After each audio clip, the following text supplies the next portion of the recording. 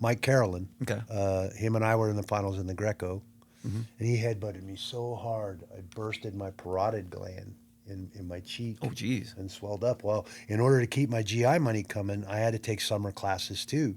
So I take, I think 6 credits I had to take in the summer to keep my GI money coming for the summer months. 'Cause I had a family to support. Yeah. And so I'm taking summer classes, and I had to go to speech and give a speech looking like the Elephant Man. Like, giving a speech ain't bad enough. I had to stand up there in front of everybody. Thank God it was a smaller class because it was summer, but I looked like I'd been hit in the head with a baseball bat thanks to Mike Carolyn.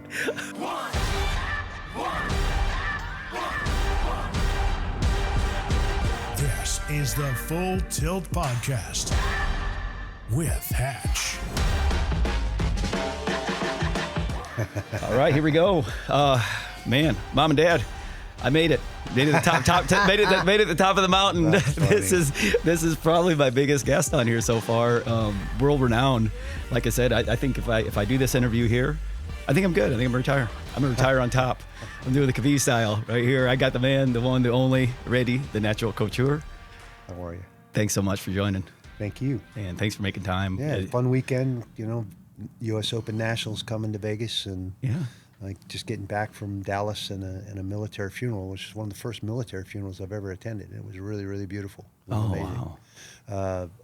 My partner, Lisa's uncle passed away, and he was a decorated Vietnam vet, and so they gave him the full boat burial ceremony at the Memorial Cemetery right outside of Dallas. Wow. It was beautiful, really amazing. I bet. Well, I mean, because you served. You were sergeant. I was in the Army, 1982 to 1988. That's what brought me to Greco-Roman wrestling. I never wrestled freestyle or Greco until I joined the service. Right. I was a folk style wrestler, one-time state champ out of Linwood, Washington. 1981. God, Linwood. We keep hearing that about from Chael. He's always talking about Linwood. West Lynn. He's West Lynn. That's the right. Main streets of West Lynn, tongue in cheek. If anybody knows Oregon and knows West Lynn, there's nothing mean about West Lynn.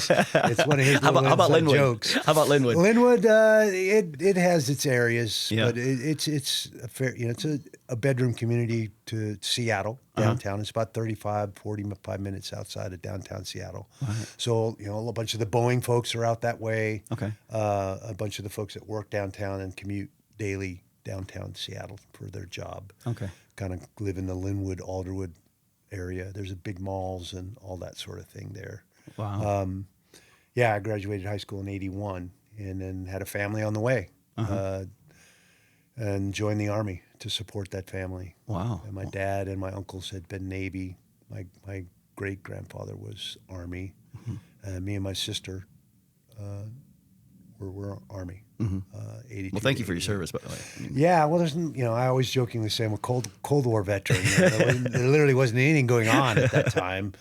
Panama and Grenada were the only two kind of things that kind of happened in that stretch of 6 years that I competed. And I spent most of my enlistment wrestling for the Army. Really? My first duty station after AIT, which was, they trained me as an air traffic controller. It was after Reagan just fired all those guys in the civilian world, right? So all these military guys got out and took those civilian jobs, which is a pretty good paying job. Yeah. Now the services were hard up for air traffic controllers. I got my girlfriend pregnant and I'm getting married, not going to be a deadbeat like my dad. We're going to have a family and I got a kid on the way. So the Army was going to help me support that family. Wow. And my daughter was actually born in Germany when we were stationed over there in that first duty station. Amy was born there. We could have gotten her both passports at that time. We chose not to. Yeah. Didn't see why we would do that. But I enjoyed Germany a lot. Loved it, actually. I wrestled over there for a German club team. And there were 5 million soldiers stationed in Central Europe at the peak of the Cold War. And certainly the combative sports like boxing and wrestling were very, very big in the Army.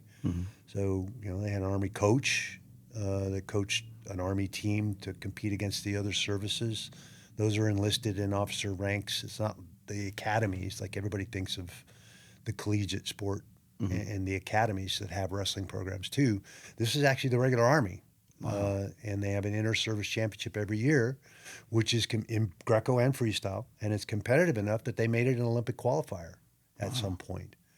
So I ended up making the All-Army wrestling team in 1985, thinking that wrestling was done for me when I had this family on the way and joined the service to support that family. And lo and behold, I wind up back on a wrestling mat, wrestling freestyle, and most notably Greco. I'd never wrestled. Did you wrestle Greco in high school? I'd never wrestled Greco. I never went to juniors. I never did any of that. I only wrestled the scholastic season in junior high and high school. It's a 3-year junior high program and a 3-year high school program. Oh, my So goodness. I'd never really stepped on a freestyle or a Greco mat until I went to Germany.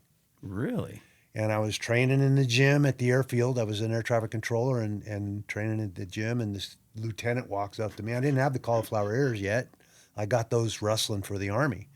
So I look like, I don't know, maybe we have a look, wrestlers, I don't know.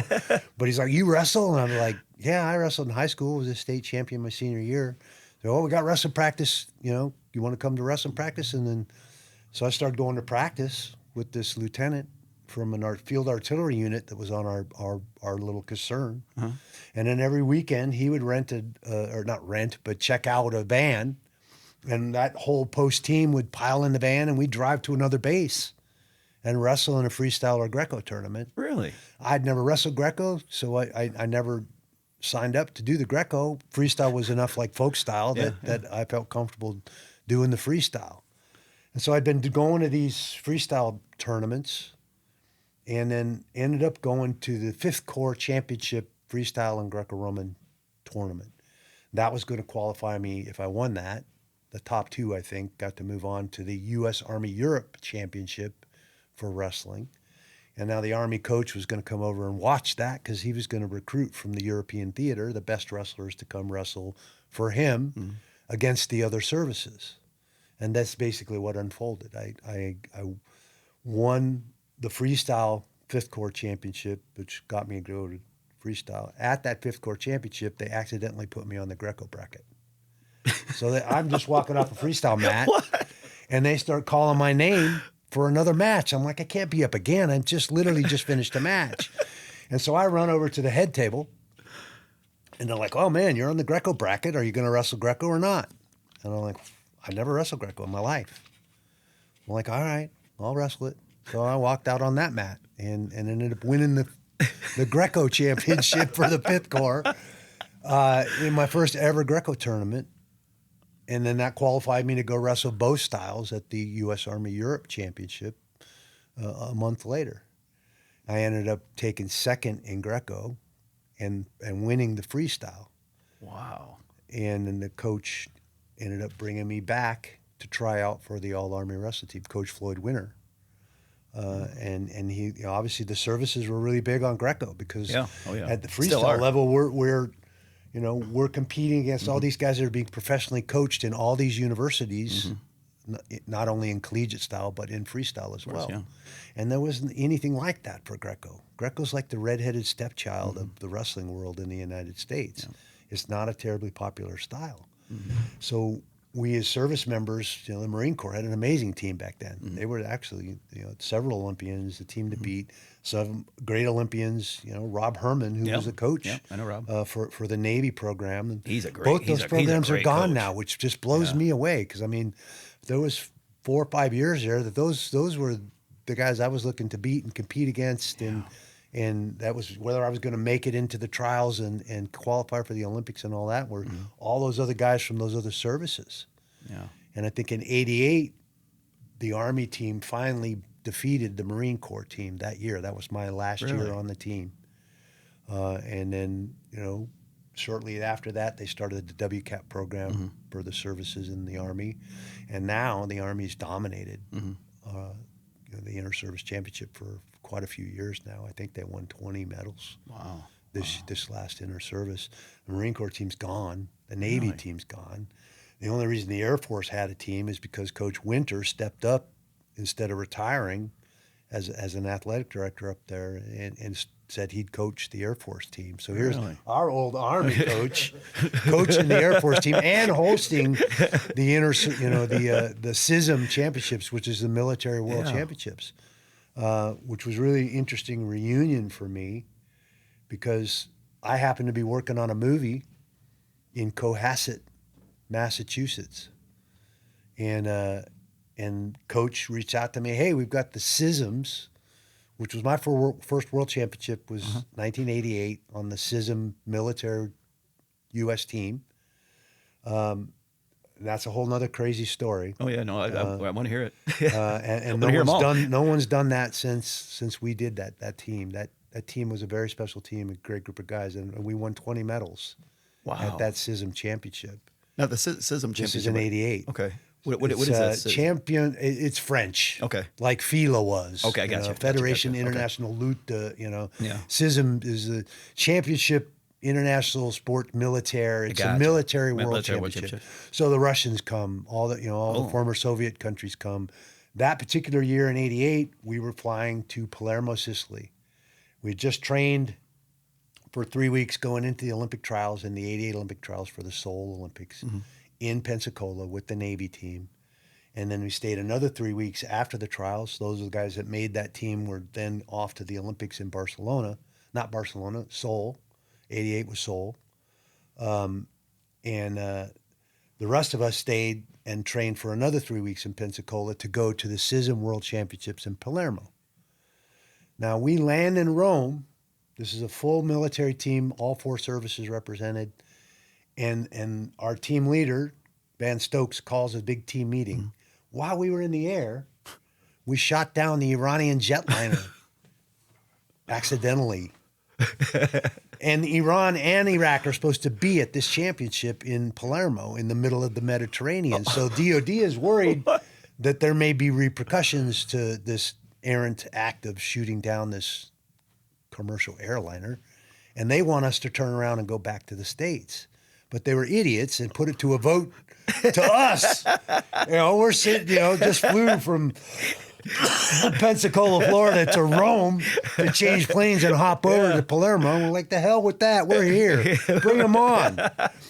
So wild trip.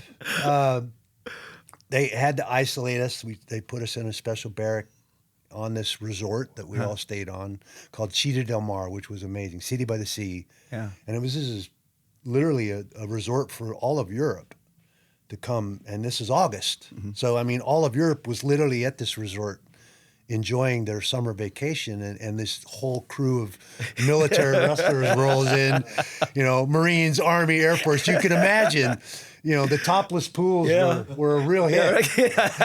All the Americans are here, freaking drooling on themselves, and it was ridiculous. But we also stayed in these separate dorms. It was a really interesting place. You didn't pay with money. You bought beads at the counter, and you wore these beads, and you paid for drinks and food with these beads. Wow. It was a really, really cool place, and a ton of amazing Europeans, all vacationing and sunbathing there.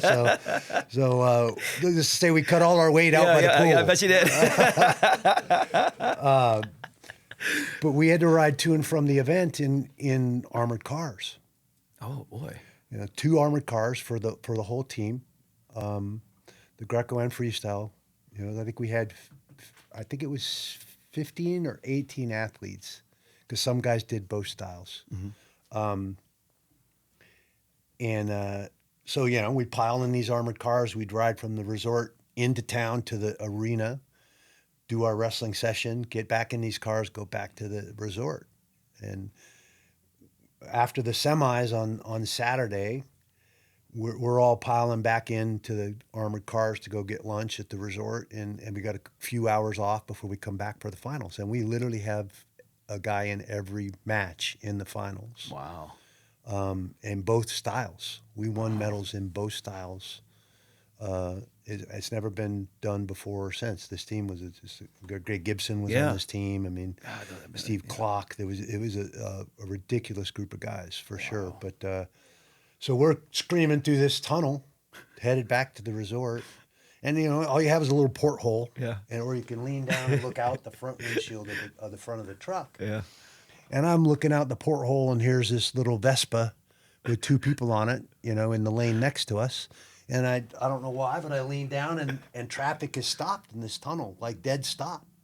I'm like, oh shit, he can't change lanes or he's going to kill these people in an armored car. Yeah. And he slams on the brakes and he hits this Opel Kadett in the trunk. Wham!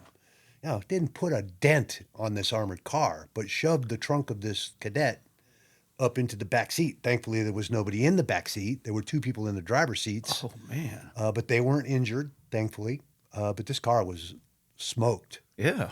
And of course, we're all out, with our cameras, because there were no cell phones back then, taking pictures, and that driver became Crash for the rest of the trip. Crash. This Italian guy has no idea what we're saying, but he's Crash. Crash, what's up? Giving him high fives, and our Van Stokes, our team leader, rides by in the bus while we're all out in the tunnel taking pictures of the crash and shit. I mean, it was ridiculous. Oh, man. Just an amazing trip, and one of to this day, of all the international trips I've ever been on, it was just one of the most amazing trips. Not only because of the circumstances, because those are the things you remember. Those are the ones that go smooth. You never talk about those. No. The ones that are like, holy shit, they're the ones you're still talking about, right? And this was definitely one of those trips. And then we just smoked everybody. Yeah. It was a fun trip. Yeah. And that was my send-off from the Army. Wow. I come home from that trip, packed my bags at Fort Campbell, Kentucky, and the car, and my wife and 2 kids drove to Stillwater, Oklahoma to start my collegiate career at Oklahoma State. Yeah, because that's how I was going to say how that transition. But before we go into the Oklahoma State stuff, I know that you said you pretty much spent the time of your military wrestling. Let this be known. There's nobody that I would rather have defend our country at the point in time than Randy Couture. Wow. So listen, man, you were in the service, and I appreciate your service. But I'm telling you right now, if I'm sending somebody to the front line, right here, that's this guy. That's another layer of the whole story. And I got to go do way more cool stuff once I was out of the uniform than I ever did when. Obviously, the wrestling that I was doing was the foundation of where I ended up. For sure. I don't believe I had the competence as a one-time state champ leaving Linwood, Washington, that I could compete on the national stage, let alone the international stage. Yeah. And I developed that competence wrestling for the Army, wearing that green. Wow. And, qualified as was an alternate on the 88 Olympic team for Seoul as a soldier. Wow. John Morgan was the number 1 guy. I lost to Daryl Golar, rest in peace. We just lost him recently. And was an alternate on that team as a soldier. Wow. So here I am now, thinking I was, going to be a family man and maybe a soldier. Who knows? I had aspirations of flying, which is why the aviation and the air traffic control appealed to me. Not only was that in aviation, a recruiter had convinced me that, that we give way more slots to guys that are actually in the service than we do to civilians. So you have a better shot at getting into flight school if you're actually a soldier. And, you qualify, so we'll give you a $5,000 enlistment bonus if you be an air traffic controller, which is in aviation. So all this made sense to me. I took their $5,000 and joined and was off and running, but I thought wrestling was done for me. And little did I know, just going to meet the right guys and end up in the right place. And Coach Winter became a huge influence on me. He was a Greco guy through and through. And now here's this new style I've never wrestled before. And I took like it to a duck of water. That's what I was going to ask you. I mean, when because you'd obviously been competing in folk style up to that point, winning the state championship in Washington, and then did transitioning into the international styles of freestyle and Greco. I mean, did you just start having a big passion for it, or did you like, you know what, I'm going to start with the freestyle stuff? And then you said that you just kind of just happened to just stumble on it. But when you got it, I already had a huge passion for the sport of wrestling. From at 10 years old, Bobby Stevenson, one of my best friends in the neighborhood that I grew up in Linwood, his brothers Dave and John were wrestling on the junior high school team. We were 6th graders. It was a 3-year junior high school program. I think they were 8th and 9th graders, a couple years ahead of us. And they were wrestling in the district meet for the junior high school, Alderwood Junior High School. That was the junior high school I was going to attend next year in 7th grade. And so Bobby's like, hey, let's go watch my brothers wrestle. So we show up at the junior high school to watch the district meet. There's a novice division. So Dave and John think it's funny to put me and Bobby in the novice division wrestling tournament. Never wrestled a damn day in my life. Well, I pinned a kid with a headlock. Yeah. I got my first bloody nose. Yeah, there you go. Coach K. Spear, who was the junior high school coach for that program, he helped me with the bloody nose. I didn't even know what I did. And he's trying to explain, that was a headlock, and this is how you do that. And, and so since I'd had this conversation with him, I roll into 7th grade the next year. He's my PE teacher. Oh, no way. Wrestling starts Monday. I'll see you then. He remembered me. Yeah. And I think he's the guy that built that passion for the sport. He was a hard ass. I mean, you didn't mess with Coach K-Spear. I got my first swats in school from Coach K-Spear. But he was as fair a man as I'd ever met. Yeah. And as a guy that grew up in a household without a dad, here was a guy that was going to fill that void. He didn't know that, but I did. So, that's where the passion for the sport came from. Yeah, what a huge impact on. That guy. Head on. Had on not only we're you, still but friends just to this day. We're still friends. To the this impact day. that he's literally had on the sport of wrestling, because you've made. That was the one thing that I was super excited about sitting down with you with, is that everybody knows. You as Randy Natural Couture, guy that literally one of the toughest human beings on the planet that could literally smash the majority of the human population, in a street fight. But they didn't understand how accomplished a wrestler you were. And so we kind of got into the military part. Now you transition into. I graduated in Iowa in 1991, so I remember watching you wrestle. You wrestled my teammate Travis Pfizer. Yeah, Travis. I had some So I was really excited. I didn't want to talk about the MMA side. I wanted to talk about the wrestling side because that's how good a wrestler you were. Yeah, Travis was a tough competitor. Oh yeah. I think he was my first loss that year. Yeah. I was the number 1 ranked guy most of the season, and I lost in the All-Star meet to Travis in Carver Hawkeye. Yep, I remember it. And I think that was my first loss that year. Yeah.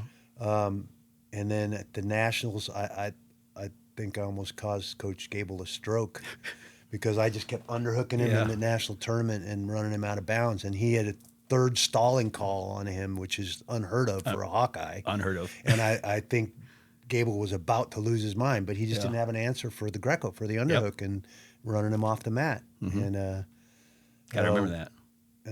That was obviously those were always fun. Yeah. Because when a Cowboy's doing good, the orange and black stands up. I know. and when the Hawkeye's doing good, the gold and yellow or the gold and black stands up in the arena, and it's an amazing rivalry. It really is. I still remember that All-Star duel in Carver Hawkeye Arena because, like I said, because I was a true freshman at that time. Freaking huge ass mat, big mat. Oh, and then man. we had because out of the 10 weight classes, I think at the time we had six guys in the All-Star duel, and I miss that All-Star duel back then. All the number 1s and number 2s came out. Y'all wrestled. Everybody. Now it doesn't happen anymore. But that match right there, because I remember Tom wrestling Alan Freed. Yep. I remember the shoe coming off. Oh man, the shoe coming. Yeah, absolutely. And then I think Terry wrestled. I can't remember. Terry wrestled Sean Charles. I think I can't remember. I know Zapito was in it. He wrestled Eric Aiken, but I remember a handful of these matches. But I remember you and Travis wrestling, and it was a big match. It was a big win for Travis, and then obviously you got him in the national tournament. The nationals when it counted. Yeah, that was definitely. I think that was my first loss that season. Uh-huh. I think I lost a couple others that season. I never went a whole season undefeated. So now, how'd you make it to Oklahoma State? Just coach. So like I said, it's a funny story. I'm getting out of the service that summer after the trials in '88, and now I'm an alternate on that Olympic team. So all these college coaches are like, where the hell did that kid come from? Who is that? They never, didn't see me as a one-time state champ when I graduated high school 6 years before that, and now here I'm an alternate on the Greco team, and I had also been stationed at Fort Campbell, Kentucky those 2 years. And so in the fall, when there's not much going on, unless you were on that world team, we would go down to the Southern Open, the Collegiate Open tournament in Chattanooga. And I won that at 190 2 years in a row. Oh. So now, Larry Kristoff and all these coaches are at Clemson, all these universities from that whole region were coming to that tournament, and I was beating all their 190 pounders. So that's how I kind of started popping on the radar at the collegiate level, and then lo and behold, end up that summer of '88 being an alternate on the '88 Olympic team. So the phone started ringing. Yeah, and they want to, I'm getting ready to exit the service. I got to make a big decision. Am I going to stay in and keep wrestling Greco and freestyle for the Army and with Coach Winter and everything that I'd been doing for the last 4.5 years, or am I going to get out and take a scholarship and how am I going to support my family? I thankfully had a GI Bill. I was going to get money for the military, which those colleges were going to love because that didn't count against their equivalency. Exactly. Yep. Which would allow them to use some of that money on somebody else.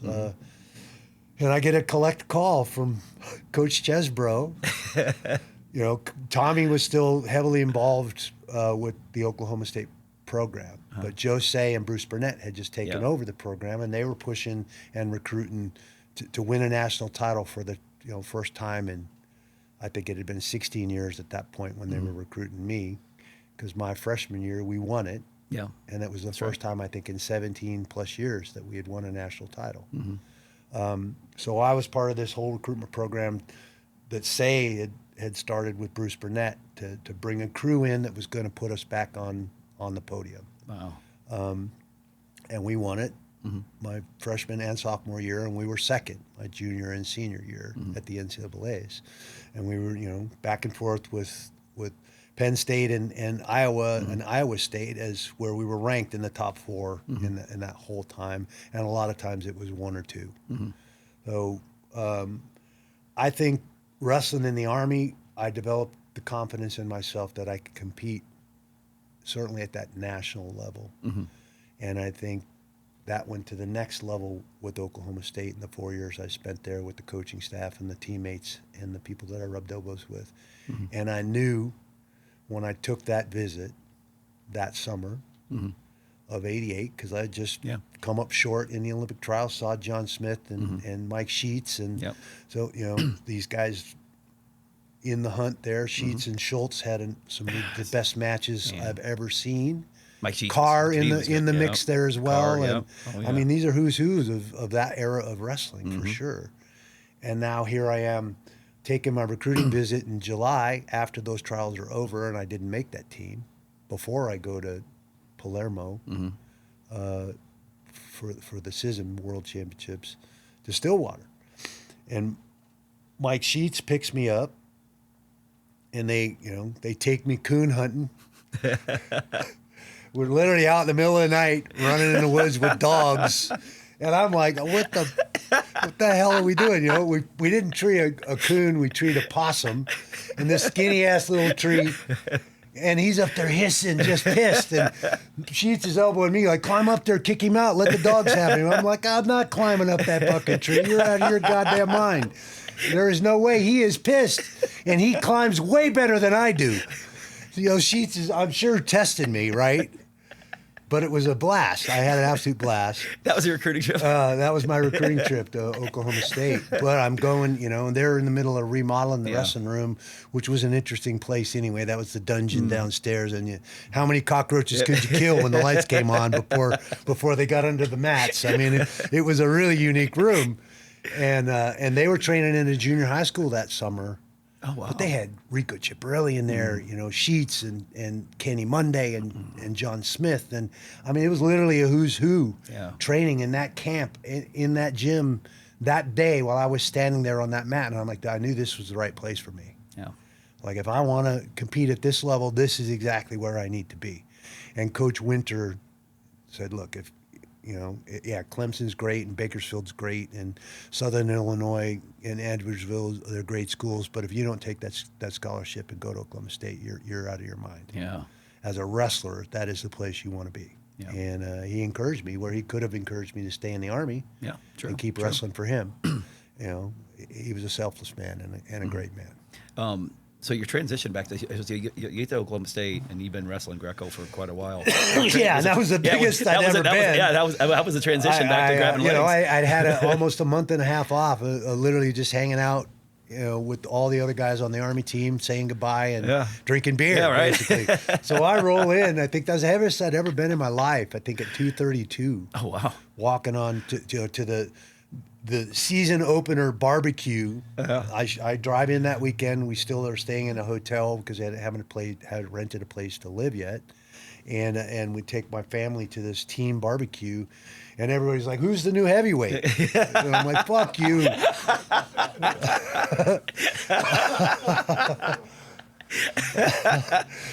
So that was my introduction to the team.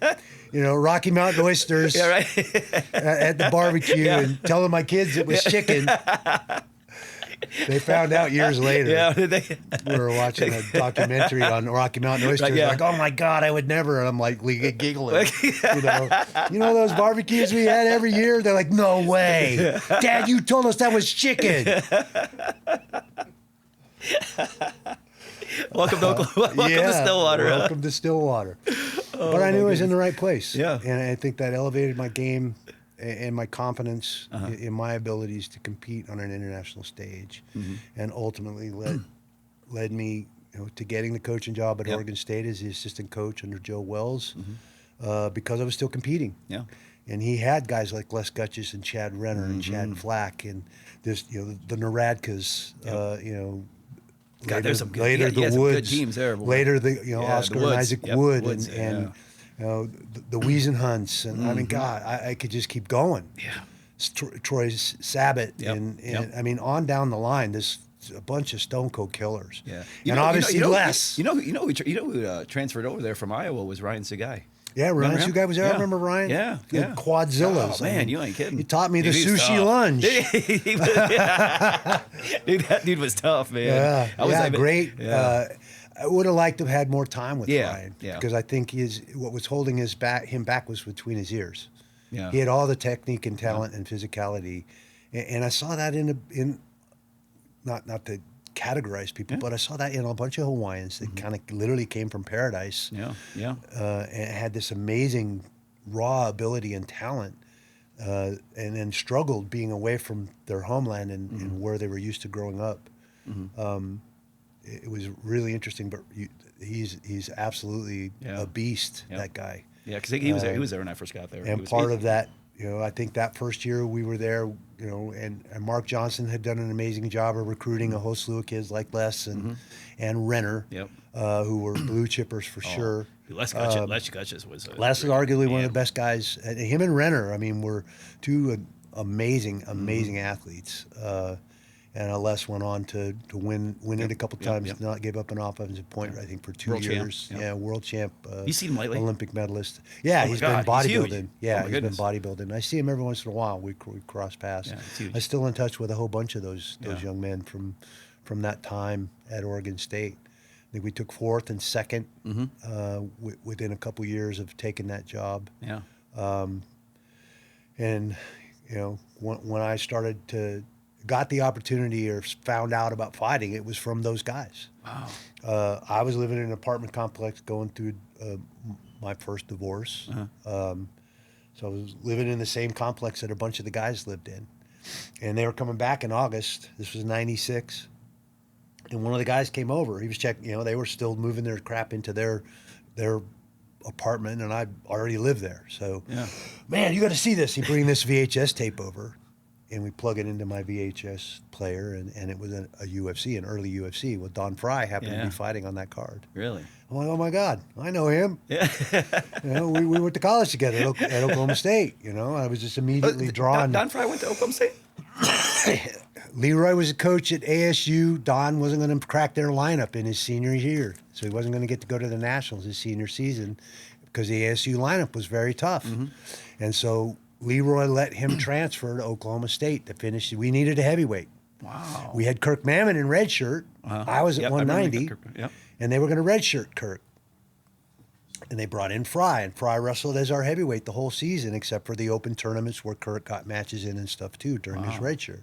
And then they started calculating how are we going to win this national title and who's going to win us points in the tournament and all of that. And they started to recognize that there was probably a chance that Frye wasn't going to be an All-American, and they weren't going to get points in that division. And they had this stud from Illinois, Kirk Mammon, who they were redshirting. He's good. Yeah. And so they made the decision at the 12th hour to pull Mammon out of redshirt before the Big Eights. Yeah. That meant he had to wrestle off with Frye, and Mammon beat Frye and took the spot. Literally a week and a half before the Big 8 tournament. Wow. So now Frye's pissed off because now he's not going to get to wrestle his senior season. Well, he's a 190 pounder. He ain't a heavyweight. Right. So he starts in on Coach Say, hey, man, I'm not going to get the rest of my senior season now. You guys brought this kid out of red shirt. You know, let me challenge Couture at 190. And they gave him a shot. Mm-hmm. So him and I had to wrestle off a week before the Big Eights. Really? Yeah. And he had to win the first match to get the second, and he didn't win the first match. In fact, I hammered him pretty good. Yeah. But we were friends. Me, him, and Chris Barnes were the married guys on the team. Wow. So Chris we Barnes, hung out. I remember that name. We Jeez. hung out all the time. Wow. And you know, that's one of the beautiful things about wrestling is I had to wrestle some of my best friends for a spot on the team. Yeah. One of us is going home pissed off. Yeah. And that doesn't mean we're not friends anymore. Yeah. We are. Yeah. Absolutely. So now here, fast forward to 96, and I see Don Frye fighting in this crazy sport. And I knew he'd been boxing and doing some stuff in Arizona. He went to Horseshoe in school. We stayed in relative touch and knew about what we were both doing. I was still wrestling and trying to make the Olympic team. And you know, he was doing his thing to try and support his family at that time. Mm-hmm. I think he'd become a fireman, and he'd become a horseshoer. And I knew he'd done some pro boxing at a pretty high level. So it was a no-brainer for him to step into the early days of MMA, or no holds barred, as it was called back then. And there really were only 3 or 4 things you couldn't do. Yeah. I mean, everything else was allowed. Yeah. So he had some amazing fights. You know, Coleman was on the scene at that same time. Yeah. My first year in '89. As a freshman at Oklahoma State, after my freshman season, we had the Olympic Festival in Oklahoma. And I ended up in the finals of freestyle against Mark Coleman. Really? Yeah. Who was coming out of Ohio State. Yep, Ohio State, yeah. Number 1 guy in his weight. God, he was I a ended stud. up in the finals in both styles. I lost to Coleman, and I won the Greco. Wow. Yeah, Coleman How beat me by how a hard was it? point. How hard was it going back and forth, the freestyle and Greco for you? I did it a lot back then. The I transition think pretty easy. one of the first time, and they used to allow it at the nationals, at the Open Nationals, you could wrestle both styles too, and I did that at several occasions. You know, I think Mike Foy, who was a huge rival for me in the Greco, I want to get into that. was in the finals in both styles one year. Oh yeah. He was in the freestyle finals, so they had to adjust the order so that he could wrestle in both styles in the finals. That's right. I mean, I think that was 90 or 91. Mm-hmm. I know we wrestled in the finals in Greco in 90. That was my first time in the finals, and it was against Mike Foy. Wow. And then Foy went on. We wrestled in the World Team Trials. Foy beat me in the World Team. I beat him in the Nationals. That was my first time winning a national championship. Mm-hmm. We went on to wrestle each other, I think, 14 times back and forth through the World Trials. That was like an epic battle. A crazy, crazy matchup. And that was Coach Chandler, who was one of our national coaches, who was his coach in Minnesota. Golar, you know, I'd lost to Golar in the '88 trials. He was another Minnesota guy that worked under. That Minnesota Storm was they were. Storm was just coming on. I was wrestling for Sunkist. Yep. You know, Storm and Bob Anderson, who became my Greco coach through my relationship with Dan Henderson later down the road. You know, became a huge, huge impact on me as well. Those coaches were important guys in my life because I didn't have a lot of male influence. Yeah. I grew up in a house full of girls. Yeah. My mom and 2 sisters, so I was the oldest and only male. Wow. I had a stepdad for junior high and high school, and that wasn't a very pretty situation. Yeah. Well, and you know, like I said, it turned out for you though. I mean, shoot. Yeah, everything happens for a reason, right? Help shape you. Yeah, I mean, absolutely. Tell you And what, you can't erase a single bit of it. Yeah. The good parts or the bad parts, because Yeah. you're erasing part of who you are. Yeah. That's the truth. So Absolutely. I seemed to find the right people at the right times in the right stages of my life to felt like everything was backwards, but it worked out exactly how it was supposed to work out. Well, it's very untraditional. And if I'd have let, Yeah. two final matches in the NCAAs break me, 4 Olympic trials, I was in the finals in 92 and 96 especially, should have been the guy that they expected to make those teams. Lost to Lowney in the final match in 2000 in Dallas, and he went on to win a bronze in Sydney. Yep. And I retired after that match. And then it was time to then focus on MMA. I'd done MMA on a whim, literally at that point. It's crazy. I jumped in. Like I said, they showed me that video in August of '96 at Oregon State. And then we had the Invitational here in Vegas every year. Mm-hmm. And that particular year was at State Line at Buffalo Bill Arena down there. Mm-hmm. So one of my buddies came out.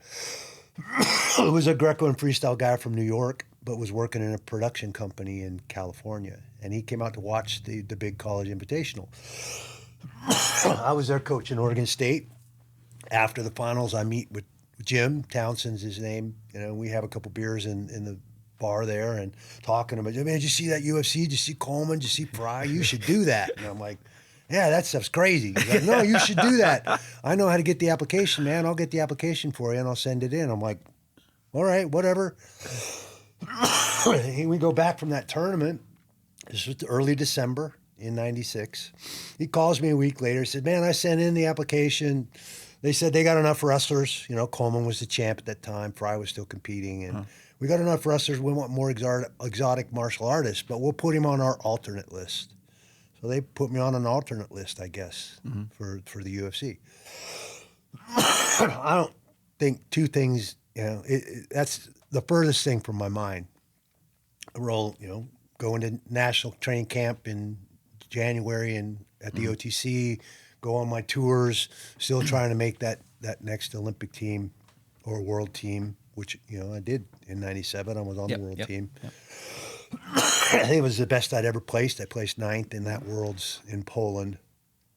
I won the Petrosinski that summer, which was a Class A, the first Class A tournament I'd ever won in Greco. I beat Soldatse in the final, who was a Ukrainian world champ. And I, coming off of the win over Ronaldo Pena, who was a silver medalist in 92 and a world champ or silver medalist in 91. My first world team was 91 in Bulgaria. Right. I had Haki Basar in the first round from Turkey, who went on to be an Olympic medalist and a world medalist as well. So I had these rivals that were starting to build at that level. The Turk, I lost to him by 1 point in that world championship on the Black Sea in Varna, Bulgaria. Wow. I was devastated. Worked that hard to get to that level and then lose in the first round. You know, one and done. You had to win that first match to even get to go another go. Yeah. So, but again, everything happens for a reason. You were talking about that before we got started here today. You were talking about that match in Cuba. Yeah, Ronaldo. That was, I think, one of the best performances I'd ever had. Yeah, because my buddy's kid just made his first Pan Am team yesterday for the U20s. Oh, yeah. And that's how it came up. And you're like, oh, I remember that. 91, they have a Pan Am championship, Pan Am Games, rather, which is kind of a precursor to the Olympics for the hemisphere, the Western Hemisphere. The Western Hemispheric Championship is a Pan Am Championship. It's a qualifier for the Olympics going into the 92 games. So in 91, Havana, Cuba was hosting the Pan Am Games, not the Pan Am Championship. We had a Pan Am Championship every year. Yeah. But this particular year, in all the sports, track and field and all the different sports, they have the Pan Am Games. And it's kind of the warm-up precursor going into the Olympics and a qualifier for athletes getting into the Olympic Games. Because the Olympic Games were getting so big, they kind of had to qualify weight classes and all that. Not everybody was just going to get to go to the Olympics anymore. So this 91 Pan Am Games in Havana, Cuba was a big deal. And it was going to get a ton of media attention here in the States for sure. We're literally wrestling in front of Fidel Castro. They whitewashed all if you had odd or even days you could drive based on your license plate because the city was so crowded. They were trying to cut down on the crowds, and they had literally painted the facades of everything to kind of put their best foot forward as this communist country. It was a really interesting place to be. They built a brand new Olympic Village. Oh wow! For all of us to stay in, and a bunch of new stadiums and stuff for hosting the Pan Am Games in 1991. Fidel was going to put his best face forward to the world, who was going to be watching in the Western Hemisphere for sure what was going on. So it was a really interesting time and team to be on. And then I ended up wrestling Ronaldo Pena in the finals out in an outdoor venue in front of Fidel Castro. Wow. And I lifted him and threw him on his head. And first time and only time I beat that guy. And I didn't just beat him, I beat the brakes off him that night. I mean, he was literally. We took us 3 hours because it was very humid and hot, and we had to give a drug test at the end after the match. So he's back there literally crying because he just lost in front of Fidel. Yeah. And you know, we're drinking beer. They allow us to drink beer so we could get enough fluids in us to be able to do the drug test and everything. And yeah, it was a crazy trip for sure. Wow. Well, there you go. My boy is Josh Sturgill, and his boy Hunter just got placed second in the U20s yesterday. Yeah. So shout out to Hunter. Hunter, there you go. That's what you expect That's when you awesome. go to Pan Am. That's what you get when you expect that on the Pan Ams. Embrace it. Yeah, embrace it. Embrace the stories. Yeah, I wrestled in the Pan Am Championships a few times, and actually before that first fight, UFC 13, I was on that national team and headed to Puerto Rico to wrestle in the Pan Am Championship. Wow. So that's just a wrestling tournament, not the games with all the sports, but just wrestling. And it was in Puerto Rico that year. And so I was already flying and in great shape to go down. And I ended up in the finals against Ronaldo Pena. I lost in the finals by 1 point. And on the way back, I got out in Atlanta, had 5 days on the ground in Atlanta to figure out what this jiu-jitsu thing was with Rico Ciparelli, who was my coach at the time. And then Rico was coaching? Was coaching and had a small group of pure real wrestlers, real American wrestling, that's what he called it, that were foraying into MMA. Wow. Me, Dan Henderson, Matt Lindland, Dennis Hall. There were a few of us that were from the real American wrestling. Wow. That him and Louis had Rico was such a cool Rico dude. And Louis. He's awesome. Rico had this vision way ahead of his time, I think, of how wrestling fit into this sport of MMA and how it went against jiu-jitsu in so many ways. I learned a ton from him in that 2-year period that I started fighting and making the transition. Rico's such a cool guy. He was wrestling in the Hawkeye Club. He's such a bohemian. He's such a bohemian, and you would never know with the tooth that comes out. And you know, this guy's a GQ model for crying out loud. I know. He's literally on the cover of GQ magazine, and it's like, what the hell? Wearing sweatpants and Adidas sneakers everywhere. I mean, living in the back of his Honda at any given moment. Funny story. My brother and I ran into Rico again because he was wrestling the Hawkeye Wrestling Club my freshman year when I first got to Iowa, and so my brother and I were out here in Vegas for just something, I don't know, something random. Probably we were in a nightclub in the Hard Rock. Probably that my boy Nader hooked us up in back in the day, and we ran into Rico. And sure enough, just as you described him, it looked like he literally hadn't showered for 4 days. Had sweatpants on in one of the hottest clubs in Las Vegas. Is at the Joint. That's what it calls. He's at the Joint. Yeah. And sweatpants, a t-shirt on. It looked like he hadn't showered, but he was with these 3 like just 12 out of 10 models. We were like, what is the deal here? And he's like, Asher, what are you doing? I'm like, he was an enigma. He was an absolute enigma. He was. Brilliant. I mean, technically, tactically, I mean, he was a pinner, fun to watch wrestle, one of those guys like, who's got who? And then he's going to come up on top and pin somebody. And crazy an absolute beast from New Jersey. I want to interview him. I want to sit down. Blair Academy, a very, very accomplished wrestler, for sure. Yeah. I think he was a 2-time champ for the Hawkeyes. Yes, he was. Rico was awesome. Yeah, and he was a crowd favorite. And Lou was kind of the businessman and the face. You know, Rico was the silent warrior behind the scenes that understood how wrestling fit into this new world of MMA. And so he fashioned a few of us and helped a few of us on our way. He was cornered me for that first fight, UFC 13, those first 2 fights. Wow. And then the Belfort fight after that, which is what set the pace. And the bar basically for my entire fighting career. And then Danny ended up leaving Raw, Real American Wrestling, and at some point after we had some contract disputes with the old owners of the UFC, I ended up leaving and kind of doing it all myself. And Danny and I are still best friends to this day. Yeah. Danny and Lou and Danny and Rico didn't get along all that well. Oh wow! Which is hard to understand with Rico for sure because he's so laid back. Yeah. And Lou was the one doing the nuts and bolts of running a management company of a bunch of freaking wrestlers. So I can imagine the challenges. Yeah, I can imagine the challenges. And then Rico was the one with the vision of technically and tactically how to implement wrestling and wrestling mindset into fighting and dealing with jiu-jitsu. He saw wrestling as the kryptonite of Brazilian jiu-jitsu, and what was this whole platform built on? showcasing Brazilian Jiu-Jitsu. Yeah. I mean, Jorge and Gracie, one of the Gracies, picked Royce Gracie for a reason. And in many ways, they revolutionized martial arts through what they did. And this was all a stem of their house fights, which they never gave away that $50,000 check. They had house fights, Palisades, they had a gym, and then they had gyms in Brazil. And if any other martial arts style, send your best student. If you can beat our chosen student, you'll get $50,000. And they never gave that check away. And there are these old underground videos of these house fights. And this is what the UFC, the Ultimate Fighting Championship, grew out of, was this mystique of the Gracie house fights and this Brazilian Jiu-Jitsu. Helio Gracie's a very interesting guy. I didn't know that. He's the father of him and Cesar Gracie. Those guys competed at a high level, but Helio was one of the OG guys that was trying to compete in Japanese Jiu-Jitsu. And he was a small athlete. So he kept ending up on the ground, ending up on the bottom. And he developed this whole style from wrestling and fighting, grappling from there as a smaller athlete. And that became what Brazilian Jiu-Jitsu is.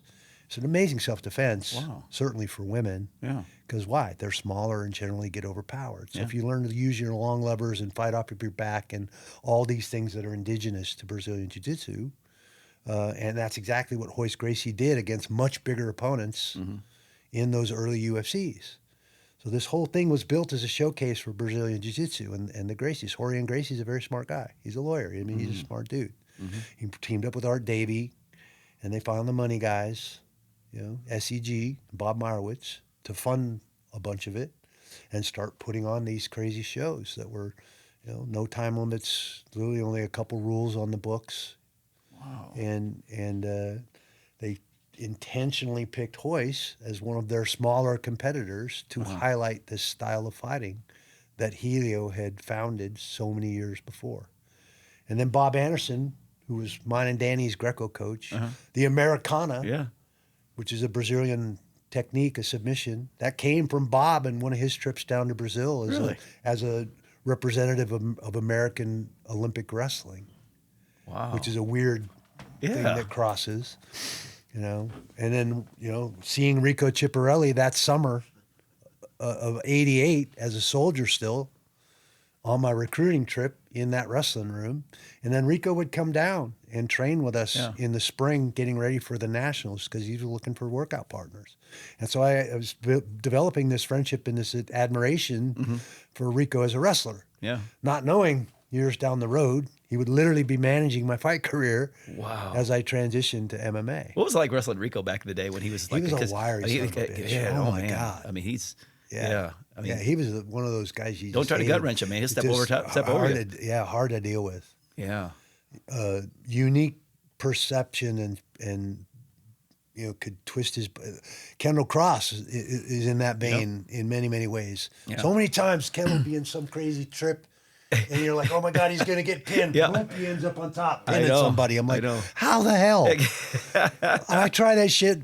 One of my kneecaps is shooting across the room, and I was back in the early '90s. I was one of Terry Brands' main training partners. So Coach Gable would have me try to simulate at times Kendall Cross, and I was like, Coach, I mean, I'm kind of flexible, but I can't do that. I'm going to do that.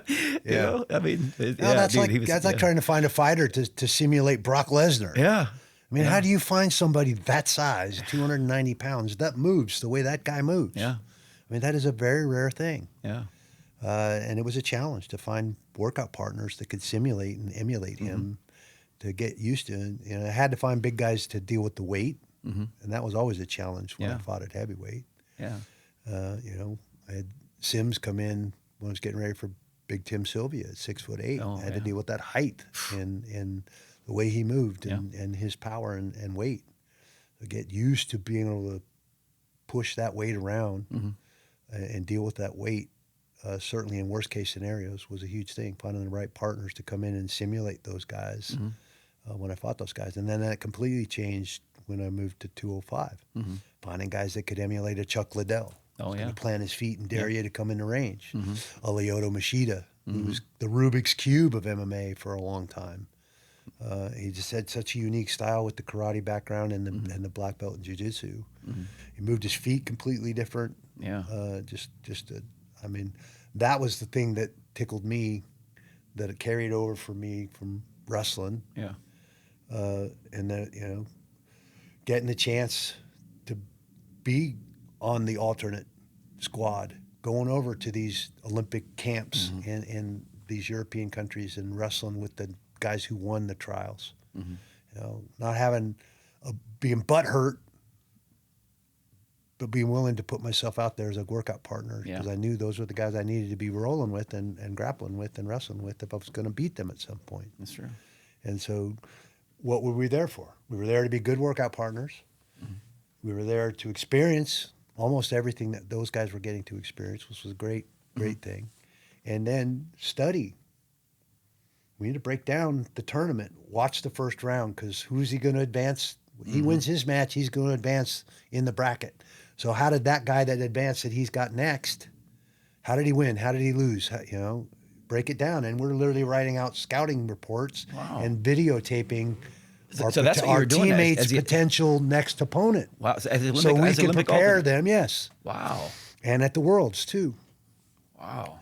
So that was exactly the mindset that through Rico, we drug into MMA.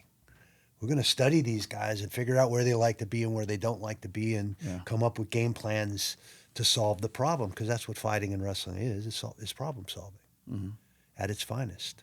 Wow. In real time against a resisting opponent. It doesn't get any better than that. Yeah.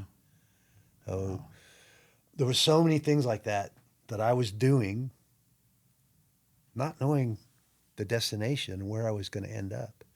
And if I'd let those 2 NCAA finals break me and take me out, I'd be a college coach somewhere right now, probably. And I'd have never continued to foray down that road as a Greco-Roman wrestler and try to make that Olympic team in Greco. That was the one thing I never accomplished, the dream that I'd had for 16 plus years to make that team. And I came that friggin' close and just didn't do it. So, but that fire was still there.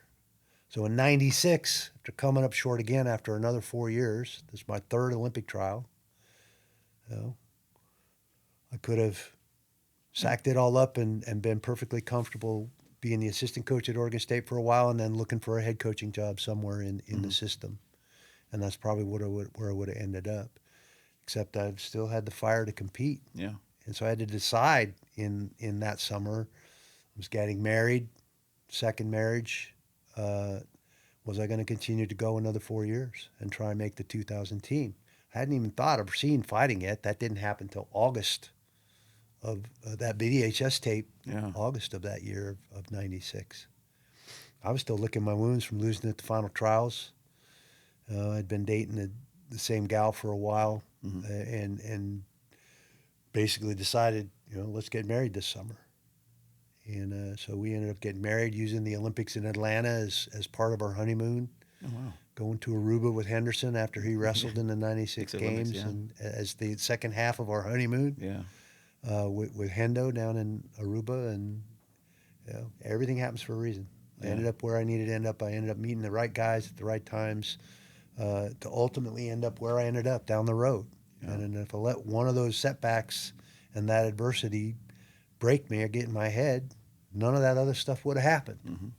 Yeah, you were at the time. You mentioned your teammates. I mean, you were at the time. I mean, we mentioned earlier that right now, USA Greco is not. It's not. It's obviously not the forefront of our wrestling community. But back then, when you were wrestling, I mean, you guys had some really, really strong teams. I mean, you had some great teammates in those world teams. You just mentioned a handful of them right there. I mean, with between Dennis Hall and between Hendo and I mean, Matt Gafari was the heavyweight at the time. I mean, it was.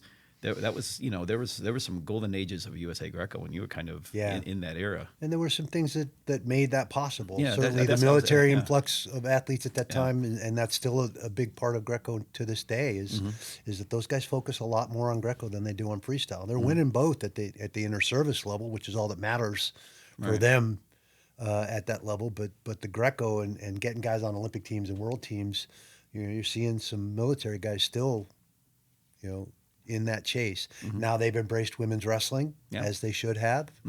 I hope at some point Greco, embraces women's wrestling as well. I don't know if that's going to happen in this country. That may happen and start in some of the other countries where Greco's a lot more popular. Right. but women's wrestling is the fastest growing sport in our country here right now. Yeah. And that's so important. Yeah, I've always 100%. been a big advocate Yes. of not only women's wrestling when it started as a thing with Sunkissed Kids and Tricia Saunders and Williams. Yeah. They were the first two real females, and I wrestled for that club. Yeah. So I saw their work ethic. I saw their passion for the sport and their longing to be accepted as legitimate. And, they were literally the foundation of what is now women's wrestling and one of the best wrestling programs in the world with USA Wrestling. Yeah. No. So why Greco? I mean, because obviously, it wasn't like you were just a straight up Greco guy. Because you were, like I said, 3-time All-American in Oklahoma But again, State. we had one world champion at that time. At 85, when I started wrestling Greco for the Army, errantly at the 5th Corps Championship, and then ended up winning and having some success there, making the All-Army team more as a freestyle guy, but immersing myself in that world in Greco and just fell in love with the style.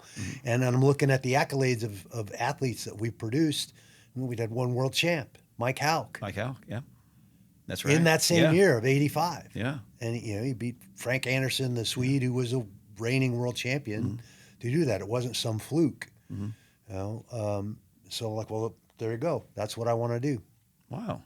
Really? Because it wasn't like you were like foreign to grabbing legs. No, I like college style or folk style, and being a certainly three-time freestyle was where I ended up because of that collegiate style foundation. But through the influence of Coach Winter and my teammates that wrestled for the Army, and then my other teammates, as I won a first world championship in the military world championships that summer in SISMs.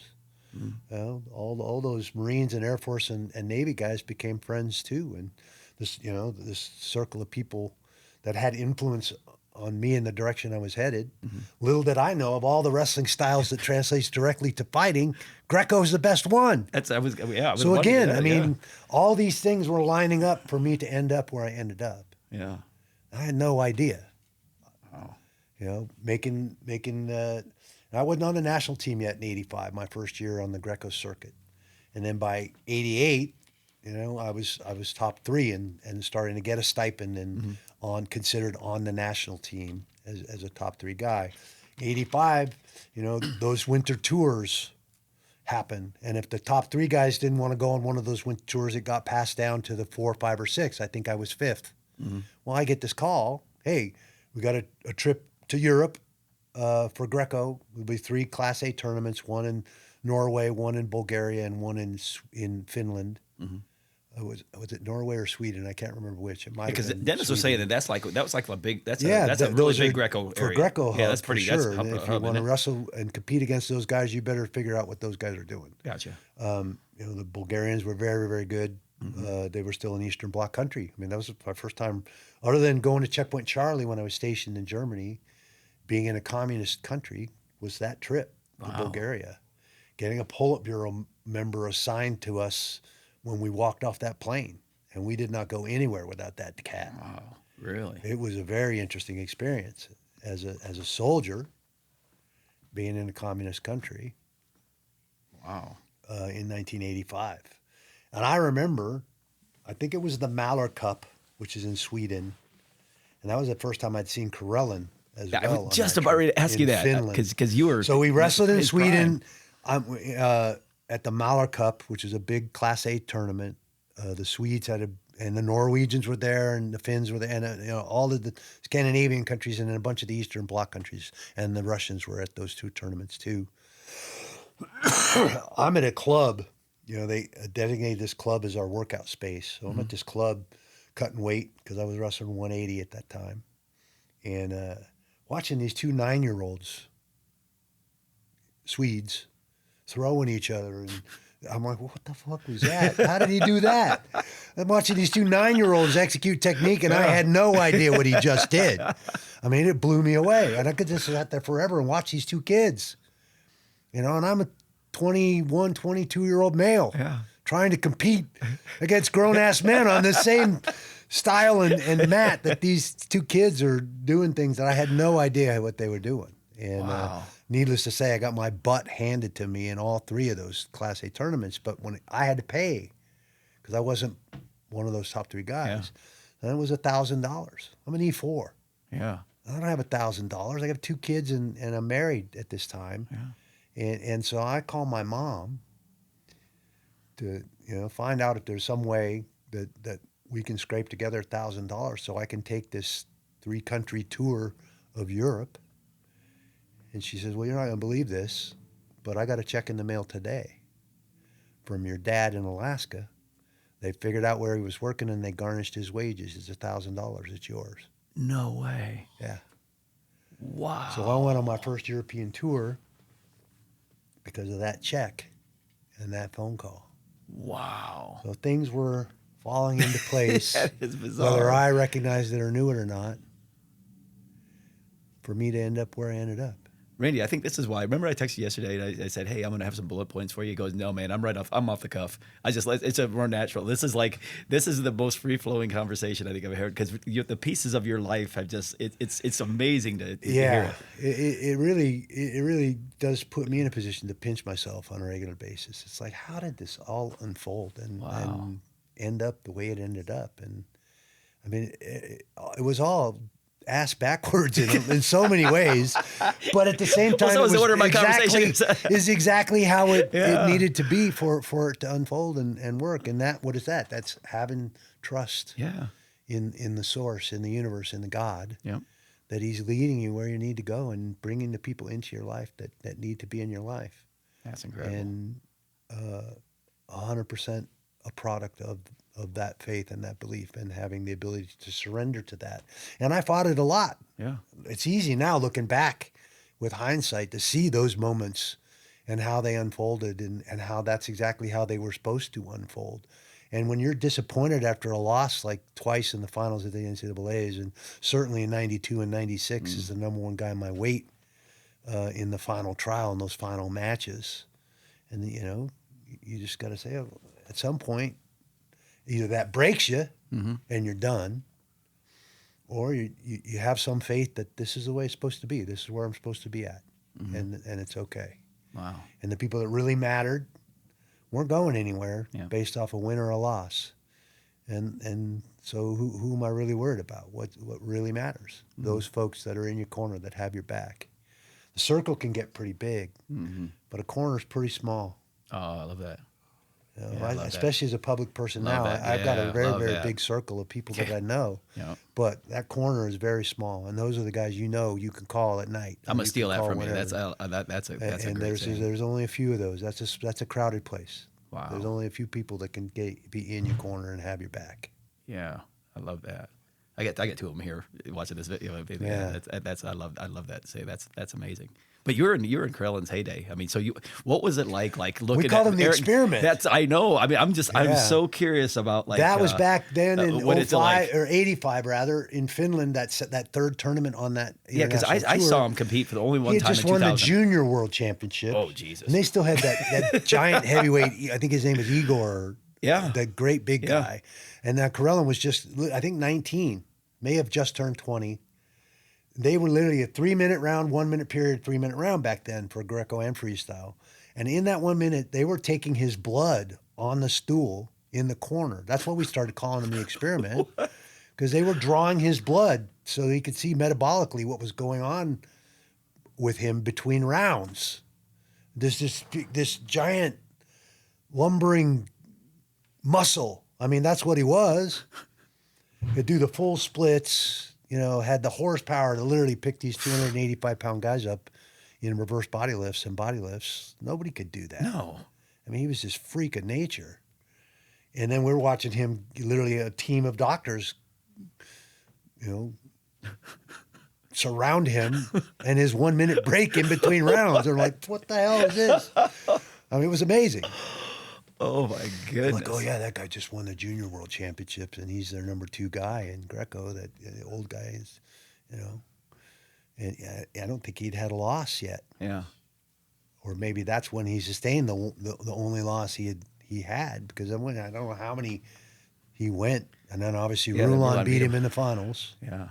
Yeah, funny story. So so I went over. I was at those Olympics. Yeah, same. Yeah. My whole family, because obviously Terry Brands is a really, really good friend of mine. So he ended up coming out of retirement in 2000, and making that Sydney team. So I called my mom before because Harry's like, I'm wrestling the trials. I was like, well, shit, I guess I'm going to Dallas to watch now. Yeah. So our whole family went. Me and my mom and dad went to Dallas and went and watched him in the trials. He won the trials, obviously. And I told my mom at the time, I said, book our trip to Dallas. I said, but let's start getting the family together to go to Sydney. I said, but I can't tell you why, because Terry told me not to say anything. Yeah. So finally, my mom figured it out. We were going to New York City, and we just showed up. I mean, we were there to watch Terry and Lincoln McElravy. I remember Lincoln too. And we just showed up and just bought tickets. Oh, the Greco's wrestling, day. We were like, okay, cool. So we said we'll go watch the Greco. We didn't know. We had no idea what was going on, who was winning, who was losing, whatever. So finally, we're watching this whole thing. It was the finals. We'll watch the finals. Oh, we get to see Alexander Karelin because we saw the weight classes. We're like, oh, this is great. So all these Russian people. We had tickets in the Russian section. It was wild. So we came out, and then finally they brought him on, but then it was Rulon. And we were like, oh, shoot, he's wrestling Rulon Gardner. We didn't even know. Yeah. And my mom, she's little 5'5" Filipino woman. She's like, grabs her American flag. We're in the middle of the Russian section. She's like, I'm like, Mom, we're going to give, you see these people around here? This is like their hero. So like the match keeps going on and the unclinched. And then all of a sudden he crazy won. Rule. Oh, crazy. But we were ecstatic. That, oh, my goodness. And then they were touting, the celebration of his fourth gold medal. I the know. session before. It was wild. And so just literally counting Rulon out and then to have him win on the handbrake like that it was so wild. It was. And we had all because they were all like, because they knew we're at the U.S. now, and they're showing us our Karelin T-shirts. My mom's like waving her flags, and then when Rulon won, I mean, it was like the whole crowd was just devastated. I mean, there were grown men crying, walking up and down. My mom's like, that literally would have been his fourth gold medal in the Olympics, which is, that's 20 years. Yeah. It's crazy. Dominating a weight class. Yeah. I just we got to go to the Karelin Cup one year with wow. Kafari because Matt was one of the only guys that would really wrestle him. Yeah. He wouldn't just flop over and let him pin him because he didn't. Those guys were scared of getting dropped on their head. Yeah. They're 285-pound guys, and this guy's able to pick them up and drop them on their head, literally. Yeah. So I kind of understood that on some level. Yeah. But he was this massive human. But we got invited that year to the Karelin Cup. I wish I would have saw him in a prime like you did. So we wrestled. I'm pretty sure this was 95. Mm-hmm.